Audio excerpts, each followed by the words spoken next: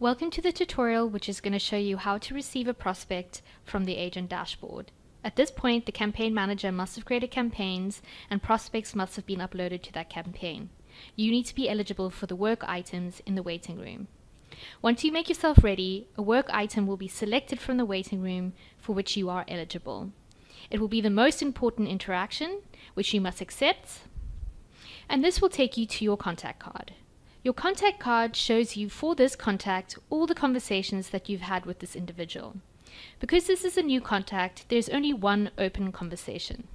I can rename the conversation to something more specific. In this instance, I'm selling flights to Mars, so I'm going to rename the conversation Flights to Mars. At this point, I want to contact the customer. I can either email them, SMS them, or call them. Because I want to make a sale, I'm going to call this customer.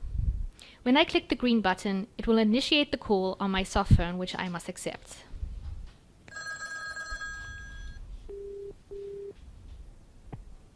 Hello, it's Tom speaking. At the end of the call, I must say what happened in that interaction. So, because I got through to the right person, I mark it as right party contact. This will update the outcome on the interaction history. Next, I want to send the customer an SMS with his reference number. I can also choose to send the customer an email. In this instance, I want to send the customer an email requesting documentation.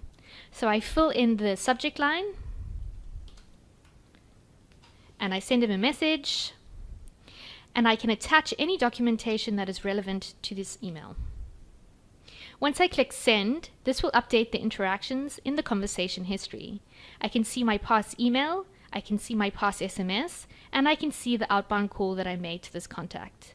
This is so that if the customer calls back, I have all of the context that I require to continue the conversation.